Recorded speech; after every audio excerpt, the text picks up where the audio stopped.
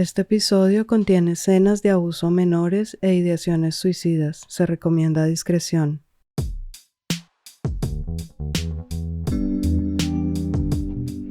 Un día, después de mucho tiempo de no saber de ella, recibí en Facebook un mensaje de Jennifer Martínez. El mensaje decía así: Hola, profe Paola, ¿cómo ha estado su merced? He estado escuchando el podcast de Recordarte y qué bonito. Me ha servido bastante para no olvidar de dónde vengo y por lo que he estado pasando. Literalmente todos los capítulos me han sacado lágrimas. Este año ha sido un poco complicado para mí y ciertas situaciones me llevaron a terapia psicológica, que me ha ayudado a hacerme consciente de muchas cosas. Entonces solo pasaba para compartir con su merced que si en algún momento llega a estar interesada en escucharme y saber por qué vendí arepas en el colegio y qué ha pasado desde el colegio hasta este momento donde me encuentro haciendo un doctorado, estoy dispuesta a comentarlo para recordarte. Un abrazo y muchas gracias por tan bellas historias. Jennifer fue mi estudiante por allá en el 2008, en ese colegio de monjas donde ella estudió su secundaria y donde yo trabajé por 4 años. Yo sabía que ella vendía arepas clandestinamente en el colegio, pero no sabía la razón. Ahora, 15 años después, entiendo por qué las arepas, y entiendo también que detrás de todos y cada uno de los rostros que nos cruzamos en la vida hay siempre una historia larga y compleja y llena de humanidad.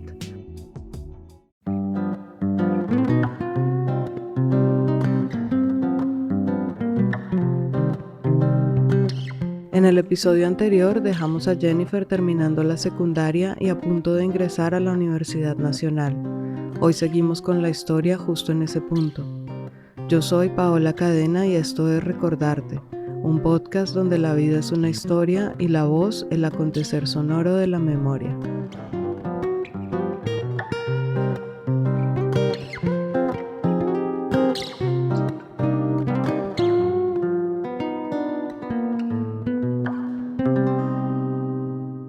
La experiencia en la Universidad Nacional estuvo llena de aprendizajes y de muchísimo esfuerzo de su parte, pero también, hay que decirlo, hubo desafíos que ella no se esperaba y que no tenían que ver necesariamente con lo académico, sino más bien con los prejuicios y la mentalidad sexista que todavía prevalece en muchos espacios académicos, aún más en una carrera como la física. Cuando ingresó a la universidad, de un total de 72 estudiantes nuevos, solamente 4 eran mujeres, y de esas 4 solo 2 se graduaron. Y para poner un ejemplo de esas cosas con las que ella tuvo que lidiar durante la carrera, basta con contar lo que fue interactuar con uno de sus profesores, uno de esos a los que en Colombia llamamos vacas sagradas, porque son tan buenos en su campo y están tan afianzados en sus facultades que es casi imposible levantar la voz ante ellos.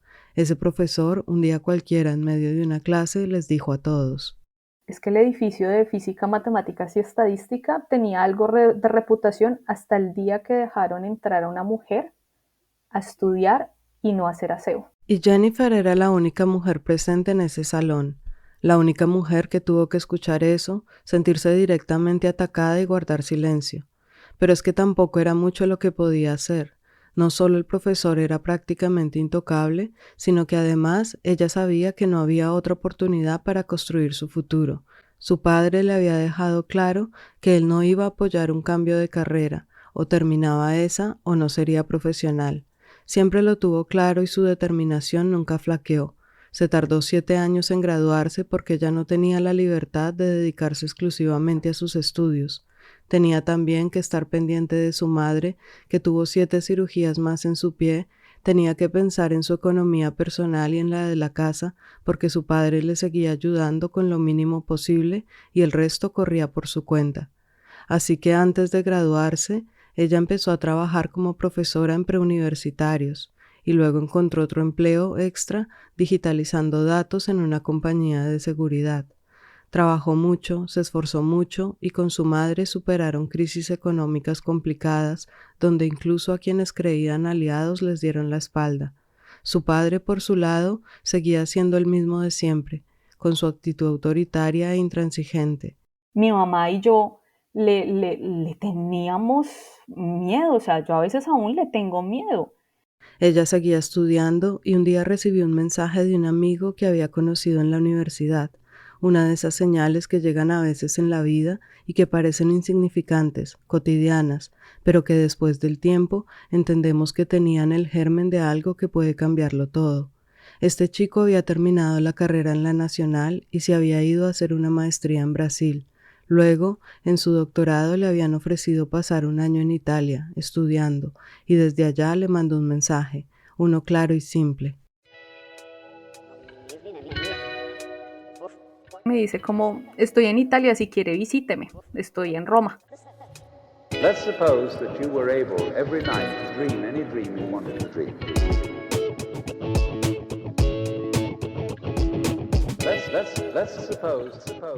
Ese mensaje fue como meterle un zumbidito a Jennifer en el oído. Se decía a sí misma, ¿será? Y luego se respondía, no, Italia está muy lejos, no, no tengo plata, no, no tengo pasaporte, pero el zumbidito seguía y seguía sonándole por dentro. Y recuerdo que yo un lunes me desperté súper temprano, cuando mi mamá me vio como, ¿y esto a qué le dio? Y dijo, ¿usted para dónde va? Yo le dije, voy a ir a sacar el pasaporte. Y yo se quedó mirando, me dijo, ¿cómo? Dije, mire madre, yo no sé cómo, pero yo voy a ir a donde está Julio César. Le dije, yo no tengo la plata, yo no tengo cómo. Le dije, pero yo lo voy a ir a visitar y necesito un pasaporte. Recuerdo que mi mamá me miró como está loca que... Esa loca estaba convencida de que iba a viajar. Fue, sacó su pasaporte, fue al banco y les dijo que necesitaba plata y para su sorpresa le aprobaron un crédito sin mayor dificultad. Luego habló con su papá y le contó, y él también para su sorpresa le dijo que le ayudaba con el costo del vuelo. Era como si todo se estuviera dando porque sí.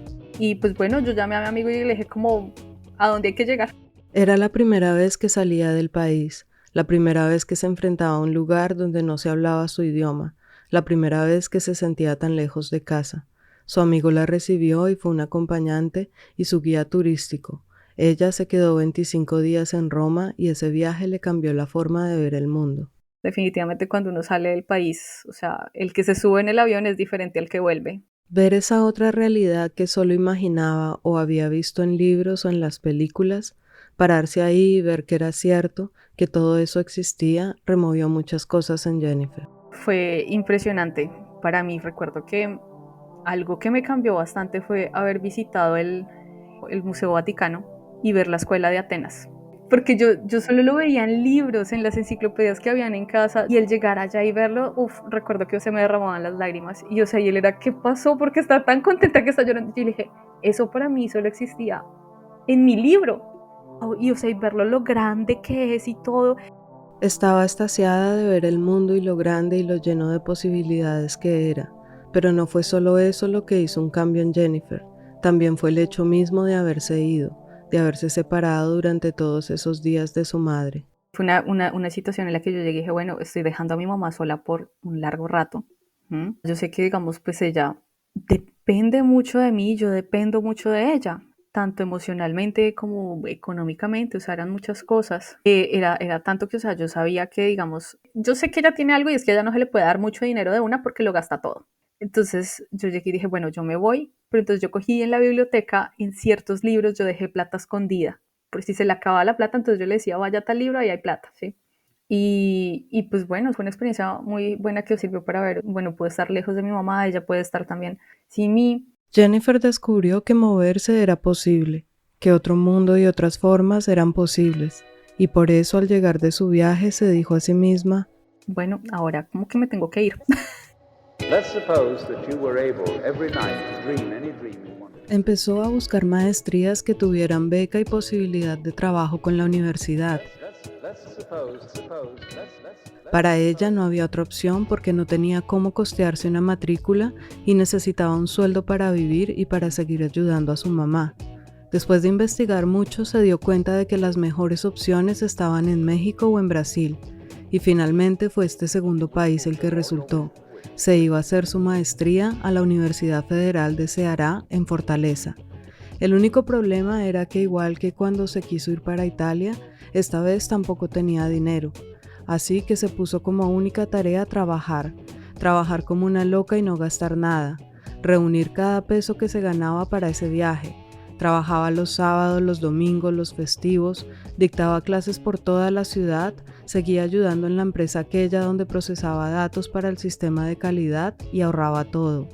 Ya había pagado la deuda de su viaje a Italia y entonces, igual que esa vez, fue nuevamente a un banco a decirles que necesitaba un crédito y una vez más se lo aprobaron y su padre también le ayudó con algo. Así consiguió lo que necesitaba para sobrevivir allá los primeros 3 meses mientras se establecía y mientras la universidad le empezaba a pagar. Recuerdo que yo trabajé hasta el último día que me iba a ir. Yo cumplo el 10 de febrero, cumplo años y recuerdo que me fui el 10 de febrero y yo trabajé ese día por la mañana. Fui y trabajé, yo ya había renunciado y les había dicho yo trabajo hasta tal día. Di en la mañana clase y yo tenía el vuelo como a las 9 de la noche. Y mucha gente ya me decía, ay, pero ¿por qué no se toma un descanso antes de irse? Que yo no sé qué. Y yo ya les decía, necesito la plata. Y segundo, el tomarme el descanso es abrirle más campo a la tristeza de que me voy a ir, abrirle más campo a que mi mamá va a sentir que me voy a ir. Le dije, yo intento seguir con esta rutina hasta el último momento. Y sí, me voy a ir, me va a dar duro y todo. Y pues va a ser difícil para las dos, obviamente. Y recuerdo que yo llegué a almorzar, había una compañera del trabajo, una gran amiga del trabajo ahí en la casa, y yo me dijo, cuando yo llegué tu mamá estaba llorando. Y yo le dije, pues claro que está llorando. Yo le dije, obvio. Le dije, pero yo me tengo que ir. Jennifer se subió a ese avión feliz, pero también con mucho miedo. Esa sensación que es 1000 sensaciones al mismo tiempo y que tal vez solo quien ha migrado sabe entender. Pero obviamente iba con un montón de susto porque yo no hablaba portugués. Yo no sabía muchas cosas, o sea, cuando miraba dónde era Fortaleza, qué era Fortaleza, y me daba cuenta que Fortaleza era un lugar súper caliente, tanto como en temperatura como en la vida social, de que era un lugar súper peligroso, que habían resto de cuestiones de microtráfico, que habían pandillas, que estaba catalogado como una de las ciudades más peligrosas del mundo. Yo era como, Dios, ¿dónde me voy a ir a meter? Pero yo decía, me voy.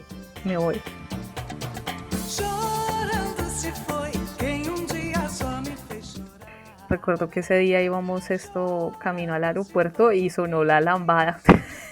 Y yo era como, voy para allá.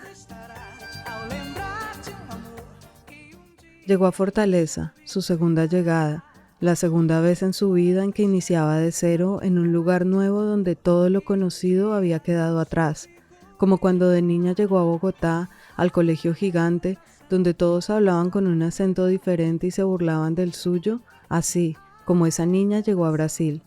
Jennifer no hablaba portugués y empezó a estudiarlo en cuanto llegó allá, pero al inicio naturalmente no entendía absolutamente nada en las calles y peor aún, nada en sus clases.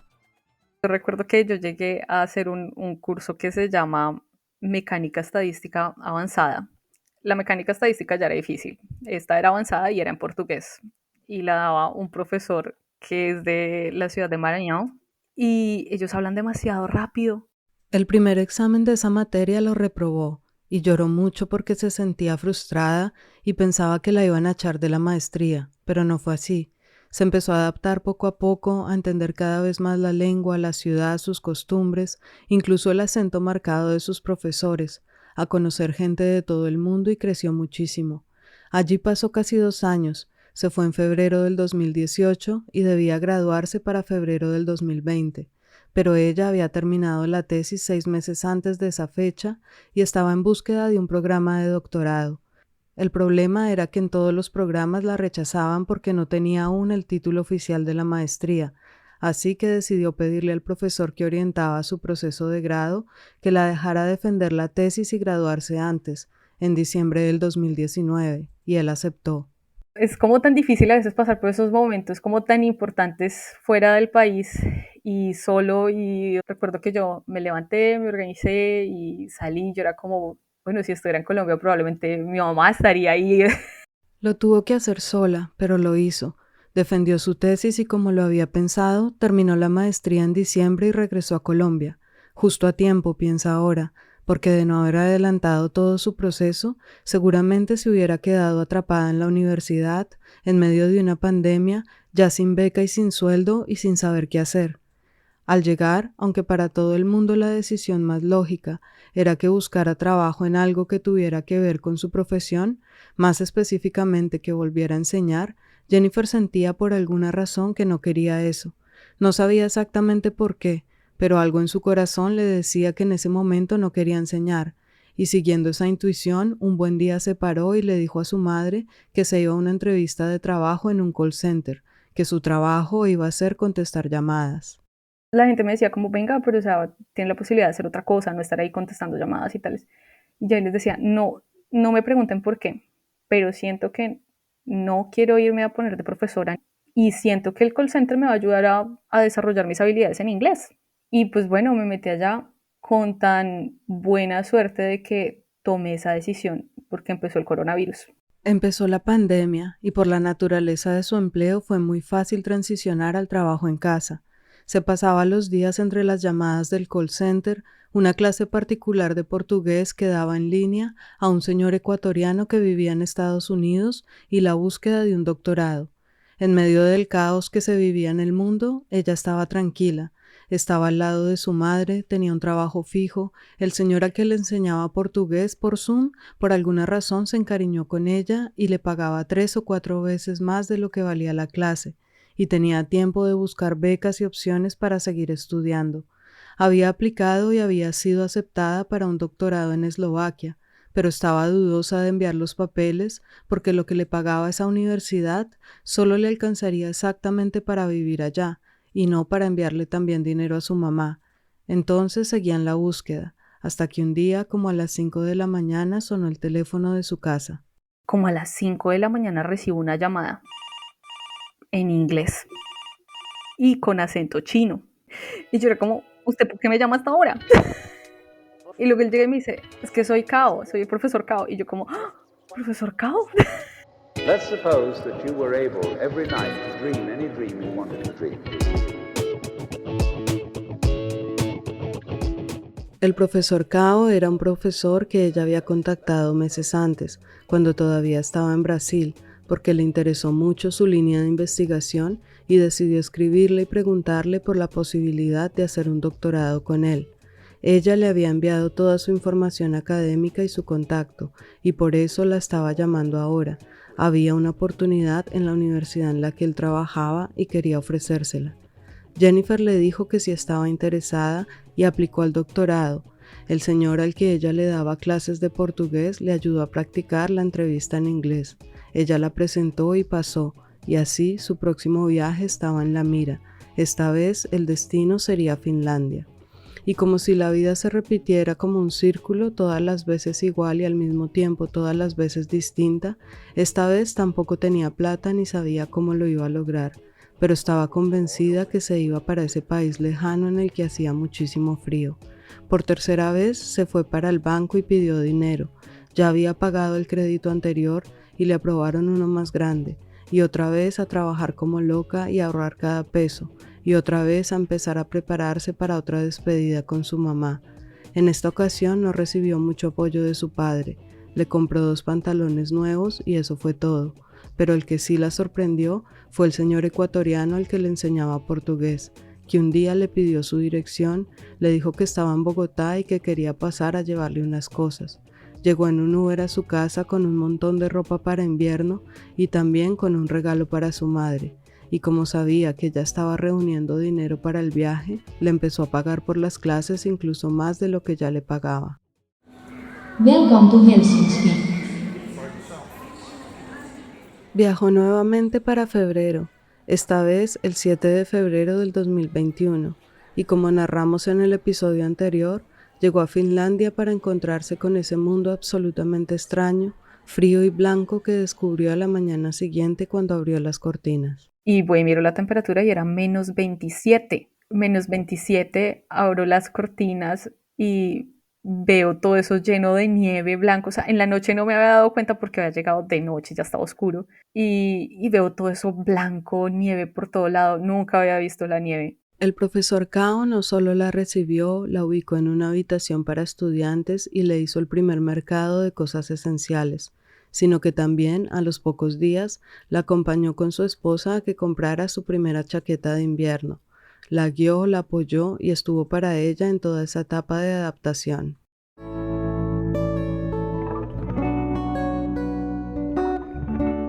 Y Jennifer, por su lado, no dejaba de sorprenderse de todo lo que veía, de todo lo que iba descubriendo día tras día. Y empezar a ver que no conocía nada de lo que había.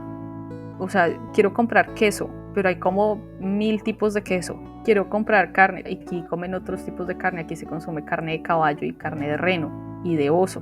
Entonces era como, ¿qué me voy a comer? Obviamente el clima también le daba la sensación de un mundo nuevo. Aquí como que el invierno nunca se acaba. Y son como 6 meses de invierno. O sea, el verano, como tal verano, es como pensar por lo menos en Bogotá en un día cálido. Eso es como lo más cálido que se siente, como unos 20, 22 y que esté soleado. Es eso. Y pues eso dura máximo esa sensación de que está haciendo calor, o sea, calor entre comillas, 2 semanas máximo, que son en pura mitad de año. Ahí, con el solsticio, vienen 3 meses en que no hay noche. La oscuridad no existe. Entonces, dice ella que el cuerpo se vuelve loco, no sabe cuándo hay que dormir, y toca tomar melatonina, poner cortinas pesadas, buscar formas de engañar a la mente para que crean una noche que no está sucediendo. Eso es difícil, o sea, yo a veces he estado a las 3 de la mañana montando bici para cansar el cuerpo para dormir. Y luego en noviembre pasa exactamente lo mismo, pero el que desaparece es el día. Entonces hay que tomar vitamina D y calcio para evitar que la falta de sol cause depresión y problemas de huesos. Hay que tener lámparas de terapia y ponerse bajo la lámpara al menos 1 hora al día. Es una época un poco difícil, sí, se baja como el sentido, el ánimo, sí, o sea, como que uno se siente como, ¿por qué me voy a levantar? Luego la sorpresa vino con la universidad, las instalaciones, los recursos que tenía y las costumbres. Me mostraron luego la universidad, conocí aquí y allá, me dijeron cómo vas a tener esta oficina, y yo era como, ¿voy a tener una oficina? Cuando me entregan la oficina y el escritorio se subía y se bajaba, y yo era como, ¡oh! De nuevo me sentía como cuando de Manizales volvía a Bogotá y me sentía como la que sacaron del pueblito. Y algo que desafortunadamente no era común ni en Colombia ni en Brasil. Y nadie le roba nada a nadie. Nadie le roba nada a nadie, pero además nadie se toca en lo absoluto con nadie, al menos no con alguien desconocido. Empiezo a notar este tipo de cosas, de que, o sea, en el bus, si hay una persona en cada sillita, nadie se le va a sentar a uno al lado prácticamente, se prefieren ir de pie. Si está nevando o está lloviendo y hay una persona dentro de la estación del bus, dentro de la parada del bus, nadie se le va a meter ahí al lado.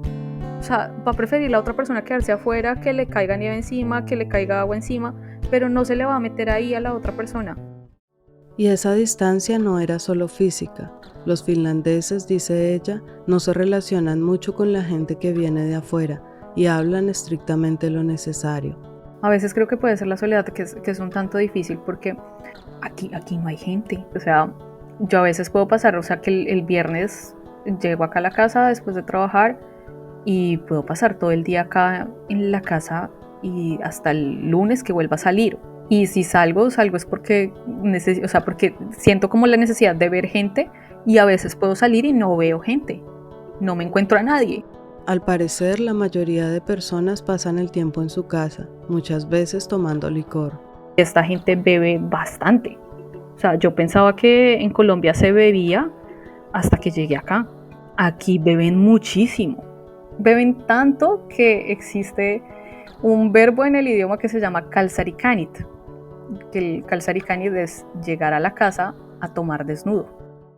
Porque además de beber, les encanta estar desnudos. No existe frente al cuerpo el mismo tabú que existe en Colombia y en tantos otros países. Y eso es algo que al principio choqueó un poco a Jennifer, pero con el tiempo lo aprendió a apreciar mucho. Cuando ella empezó a nadar, hizo lo que había hecho toda su vida, llevar el vestido de baño puesto bajo la ropa, pero al llegar a los vestidores, no solo empezó a ver cómo todas las mujeres se cambiaban y se desnudaban sin ningún problema, sino que además las duchas no tenían división alguna y estaban todas en una línea abierta donde las mujeres se bañaban y charlaban al mismo tiempo. A Jennifer le tomó un año adaptarse a eso y finalmente quitarse su vestido de baño y ducharse ahí. Y recuerda especialmente un día en que entendió esa desnudez desparpajada de ellos de una manera diferente. Tuve así como un momento, una revelación que yo dije como, qué bonito. Nadie lo está mirando a uno como con, uy, esto, lo otro, ¿sí? Porque, o sea, son niñas, a veces pues entran niños también pues con su mamá o se me hace interesante que a veces, o sea, los llevan del colegio a nadar, entonces entran niñas, niños, todo con las profesoras. Estando ese día allá en Helsinki me estaba yo duchando allá y veía todas estas mujeres, veía mujeres embarazadas, mayores, niñas, adolescentes y todo, y me puse a pensar como qué bonito de que es como con tanto respeto y lo hace uno como tan consciente de los cambios por los que mi cuerpo ya pasó, los cambios por los que puede llegar a pasar cuando veo, digamos, las mujeres embarazadas y cómo va a cambiar el cuerpo, o sea, de ver una persona mayor. Nos pasamos la vida escondiendo el cuerpo, otras veces intentando cambiarlo o temiendo cómo se verá cuando seamos viejas o seamos madres. Nos preguntamos por qué nunca lo hemos visto. De niñas no sabemos cómo es el cuerpo de una mujer adulta.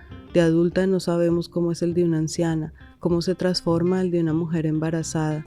De tanto esconderlo, se nos olvida que todos tenemos cuerpo y que todos los cuerpos pasan por procesos, por transformaciones, por edades. Tal vez por esto, ese momento en la ducha fue una revelación para Jennifer. Logró ver en la desnudez propia y de las otras mujeres la naturaleza que somos en todas nuestras formas. Pero su estadía en Finlandia no ha sido solamente el descubrimiento de una nueva cultura o de un lugar de la tierra completamente diferente al propio. Este tiempo ha sido también un espacio para reencontrarse con la niña que fue, con las heridas que parecían olvidadas, pero que aún estaban abiertas, y mirarlas con el rostro en alto para empezar a sanar. Un día Jennifer se preparaba para un viaje corto a Canadá, por un proyecto que tenía de la universidad, y su padre le envió un mensaje pidiéndole que lo llamara. Ella estaba tomándose algo con unos amigos, vio el mensaje y lo llamó. La llamada era para contarle que estaba saliendo con una mujer, y que además esa mujer era bastante joven, más joven incluso que Jennifer. Eso inmediatamente la hizo sentir muchísima rabia. Y eso me enojó bastante porque en ese momento, cuando él me dice eso, toma sentido un pedazo que omití del colegio. Tomó sentido un recuerdo que ella había omitido, algo que pasó con su padre mientras todavía estaba en la secundaria y apenas era una niña de no más de 13 años. Ese día eran las matrículas del colegio. Los estudiantes debían ir con un adulto al registro y la madre de Jennifer no podía acompañarla porque estaba trabajando, así que le pidió al padre que lo hiciera. Y tuve con él un evento en el que él me tocó inapropiadamente, ¿m? Y él me besó en la boca, ¿sí? Y, o sea, y para mí era muy extraño, pero yo también tenía miedo y me tocó inapropiadamente y pues yo ya era una adolescente, obviamente estaban ocurriendo cambios en mi cuerpo y todo.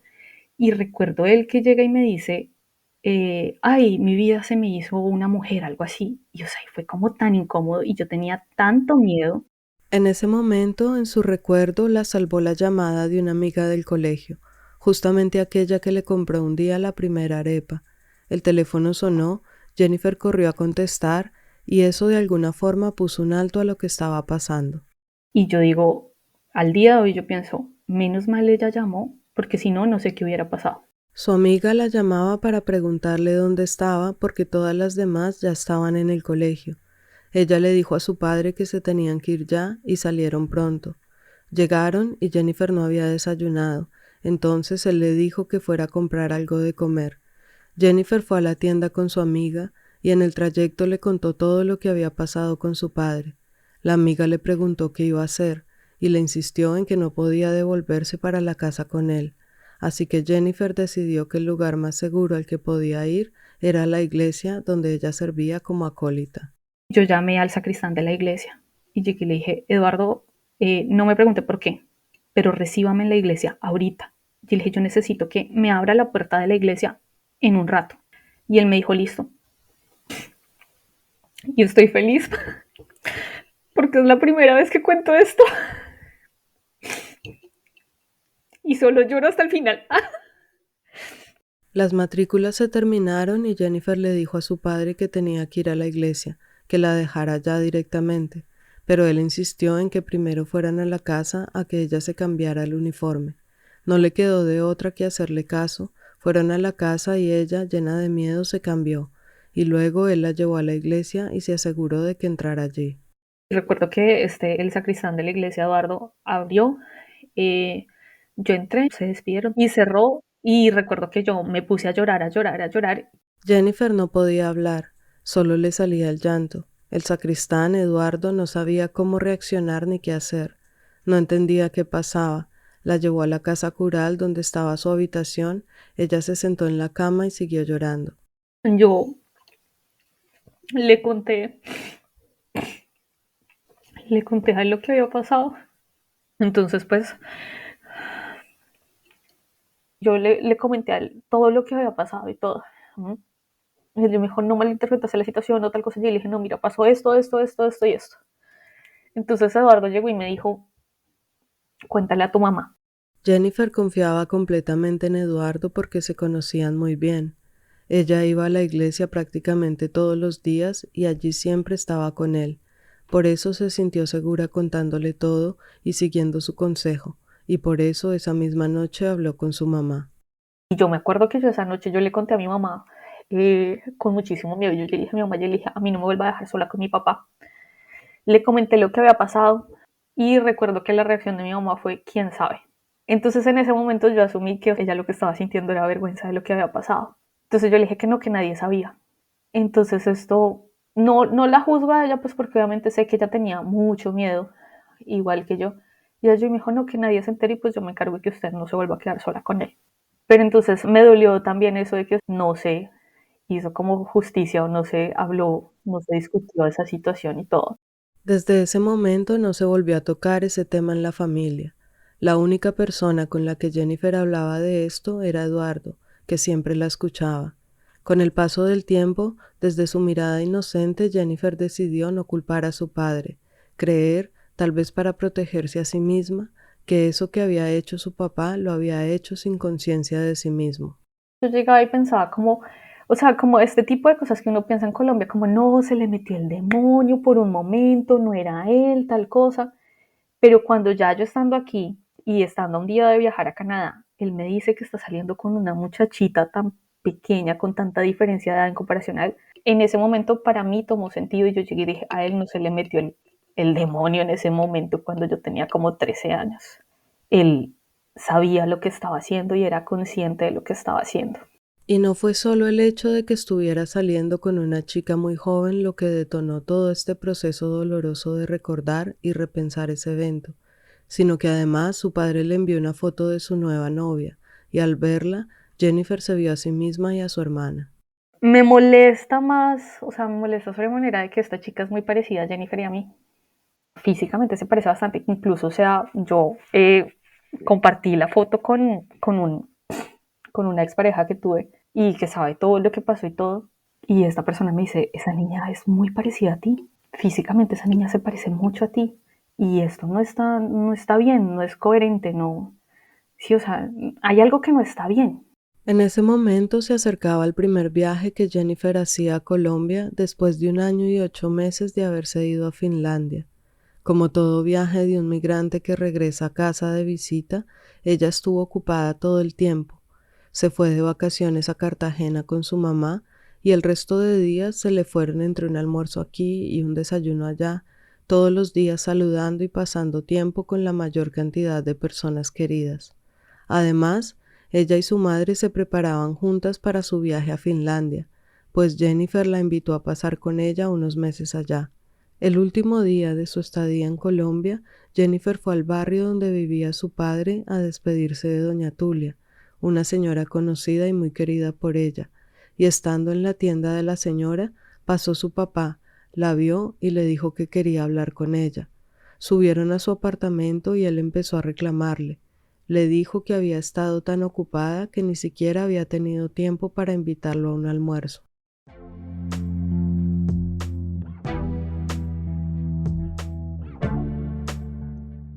Estallamos literalmente los dos.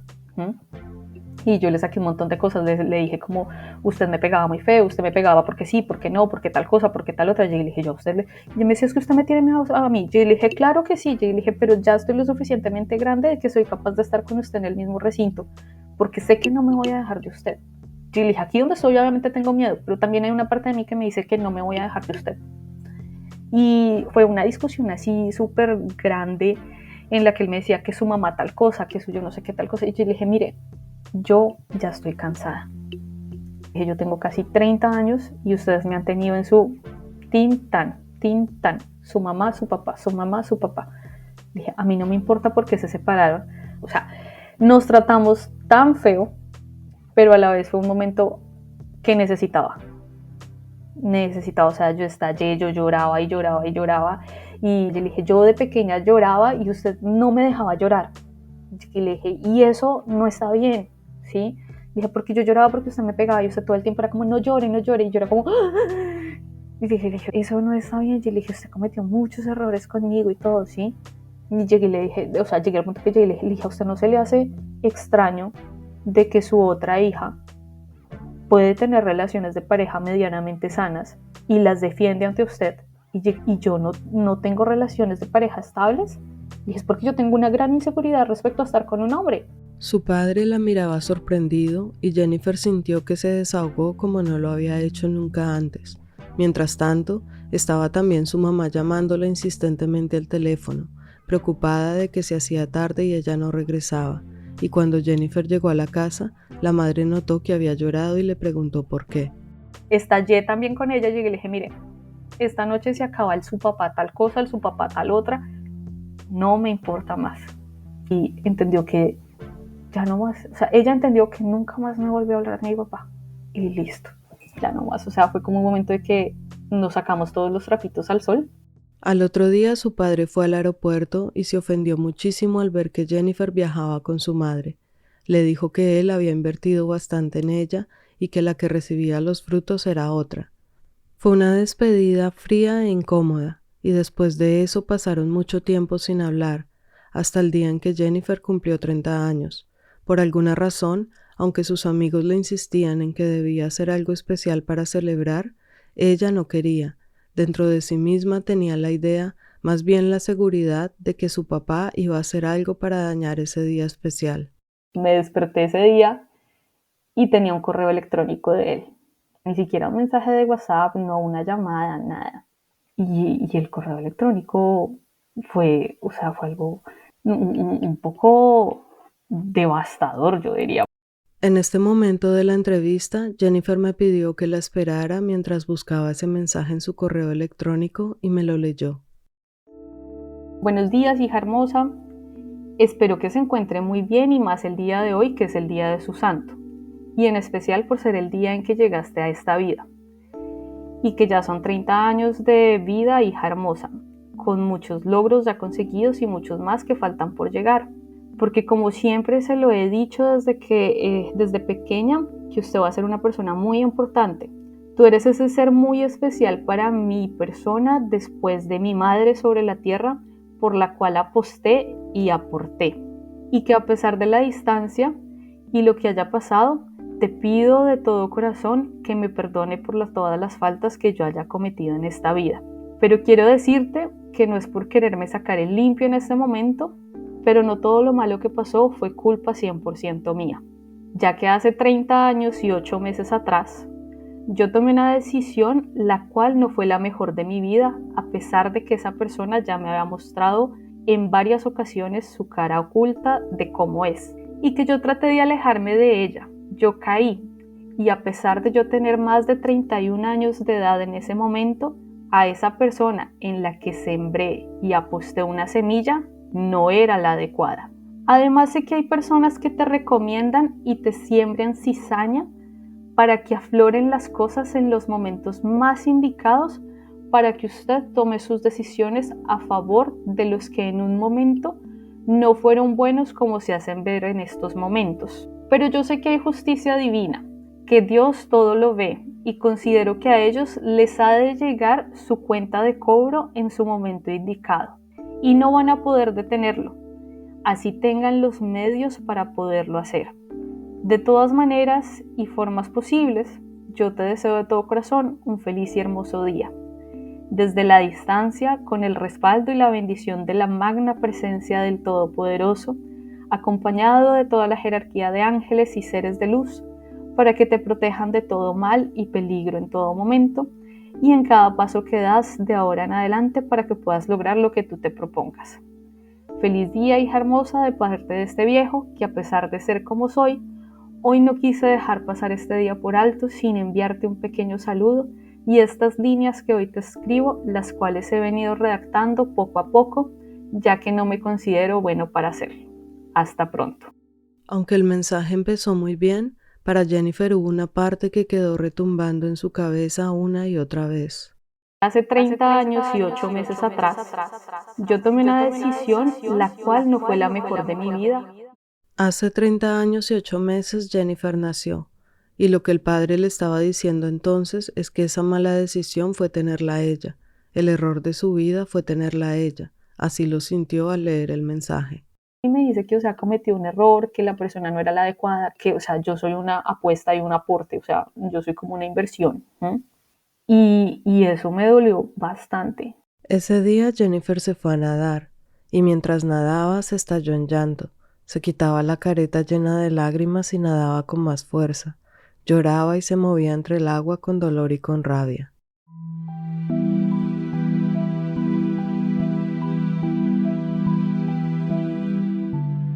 Empieza como la mente a trabajar, no en las cosas positivas, sino como en lo negativo. Y me empiezo a decir misma como, eres un error, en la vida de esta persona. Y empezaron a venir pensamientos muy feos. Y entonces llegó un punto en el que, yo llegaba y decía, ¿qué está pasando? ¿Cómo esto me va a desestabilizar tanto? Porque llegó un punto en el que yo quedaba con miedo de ir a la cocina y utilizar el cuchillo porque tenía miedo de mí misma. Porque llegaba y decía, soy un error para esta persona, pero entonces luego yo digo, no, pues yo soy la que mantiene a mi mamá, tengo que seguir, tengo que esto, ¿sí? Y entonces estaba como en esto, de aquí, de allá, de esto, de qué voy a hacer. Y tenía esos pensamientos muy, muy feos que a veces tenía que quedarme encerrada en el cuarto porque me daba miedo. Me daba miedo partir una patilla, abrir una naranja, porque a mí misma me decía como, no debes de existir más. Por un lado estaba consumida en esos pensamientos autodestructivos, llena de miedo y de dolor, y por el otro, cada vez que la llamaba a su madre, se ponía una sonrisa en la cara y le decía que todo estaba bien. No quería preocuparla, no quería que supiera nada de lo que le estaba pasando. Así estuvo un tiempo hasta que se dijo a sí misma que necesitaba ayuda, pero no tenía claro cómo buscarla. Sabía que no quería recibir terapia en inglés y menos aún en finlandés. Y no solo eso, sentía que para entenderla realmente, su terapeuta tenía que ser colombiano. La ventaja era que disponía de los medios para pagarlo y del tiempo para empezar ese proceso de sanación. Aquí digamos que he podido encontrar como ese tiempo libre que finalmente ha sido como el momento adecuado de estallar todo esto, porque en este tiempo libre es como que digo, listo, hay que trabajar en mí misma, hay que ir a terapia, hay que hacer esto, la terapia y hacer las tareas de la terapia, ¿sí?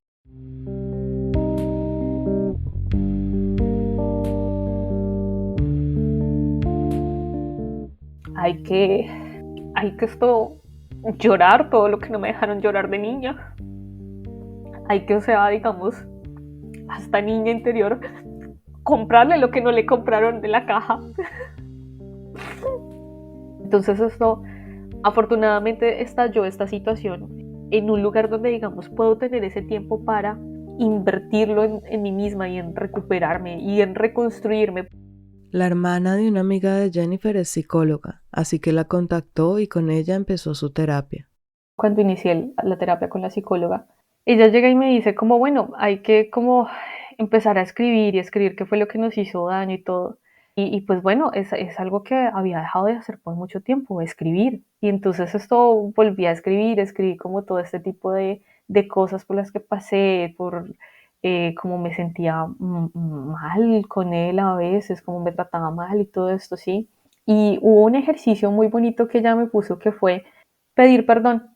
Me decía, pide perdón por tonterías. Ya me decía, si quieres, mándale un correo a tu papá y le pides perdón, por lo que sea, ¿sí? Y recuerdo que le escribí un correo con un montón de cosas, y le pedía perdón por ver los Simpsons, ¿sí? Porque, o sea, a él siempre le ha disgustado que vea los Simpsons, y recuerdo que una vez él llegó a la casa, yo estaba viendo los Simpsons, se enojó, se fue de la casa por 15 días, no supe de él por 15 días. Le pidió perdón por cada detalle, por cada minucia que alguna vez la hizo sentir que ella no era buena, que no era suficiente, que a los ojos de él lo estaba haciendo mal. Le pidió perdón no porque fuera culpable, sino porque de esa forma estaba soltando, devolviéndole todos esos errores que no eran de ella, sino que nacieron de la mirada del padre. Me deshice de muchas cosas. Lo bueno, lo malo, lo regular que yo haya hecho a los ojos de él, listo, le estoy pidiendo perdón, perdón, perdón. Le envió ese texto en un correo a su padre y él le contestó pronto diciéndole que la mejor terapia para los dos era empezar a estar en contacto otra vez. Jennifer lo comentó con su psicóloga y ella le dijo que si se sentía cómoda, retomara la comunicación con él, pero teniendo claros sus límites, permitiendo solamente la cercanía que fuera saludable para ella. Volvieron a escribirse, a llamarse, pero un día él empezó a pedir que hicieran más videollamadas.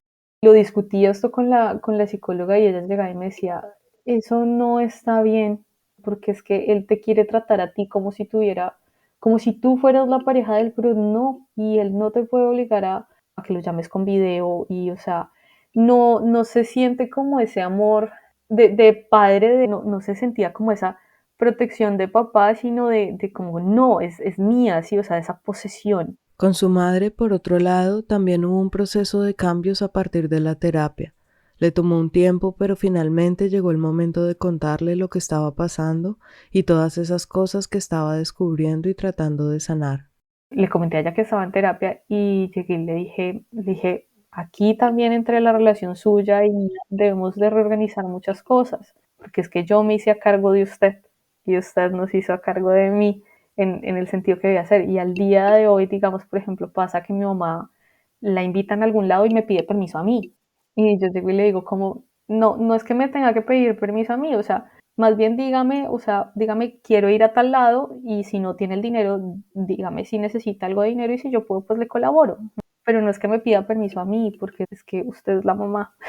Entonces, para ella también ha sido como chocante, o sea, ver que estoy cambiando en ciertas cosas, en no permitir muchas cosas que permitía.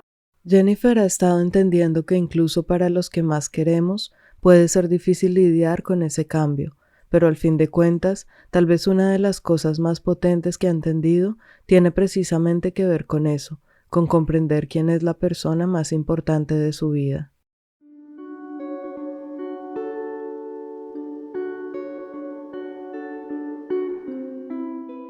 Recuerdo una de las sesiones, de las primeras sesiones que tuve con la psicóloga y, y ella me preguntaba, ¿quién es la persona más importante de tu vida? Y yo era, ¿mi mamá? ¿Quién es la persona más importante de tu vida? Y yo, sí, mi mamá. Volví a preguntar, ¿quién es la persona más importante de tu vida? Y yo, ¿mi papá? Y de nuevo, ¿quién es la persona más importante de tu vida? Puse la perra. Y le dije, ¿Laika? Y ella de nuevo, ¿quién es la persona más importante de tu vida? Y yo quedé ahí como un tiempo y yo era como, ¿yo? Y yo dijo, mira, pusiste una perra por encima de ti. Y ese día, después de la terapia, me dediqué a llorar. Porque me dije a mí misma como, oye, ¿qué ha pasado que ponemos a todas las cosas por encima de?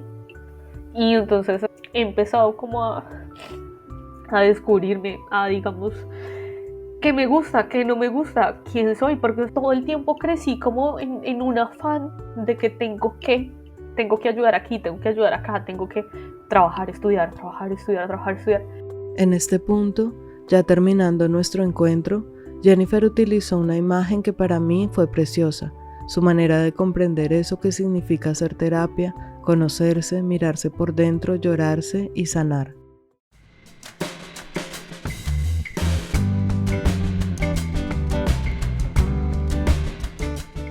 Uno forma como un edificio mientras va creciendo y el mío no tiene como buenos cimientos, entonces estoy como, bueno, vamos a demoler todo esto y vamos a empezar de cero y volver esto a construirnos de nuevo, ¿sí?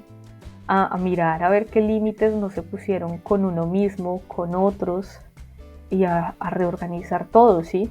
Desmantelar ese edificio que somos y reorganizar piedra por piedra. Encender lámparas donde nunca había existido luz, abrir ventanas donde nos ahogábamos, poner vigas donde nos flaqueaba la fuerza. En eso está, y por eso decidió venir aquí y permitirnos ponerle su voz a esta historia que únicamente a ella le pertenece. Cuando escuchaba las historias y todo, yo decía, hey, pues voy a contactar a la profe Paola, y yo dije como, puede ser una forma como también de soltar varias cosas, ¿sí? Y sí, o sea, y yo dije como, bueno, en algún momento cuando llegue a escuchar mi historia, va a ser como, bueno, este fue el pasado. Este fue el pasado y por delante le queda todo.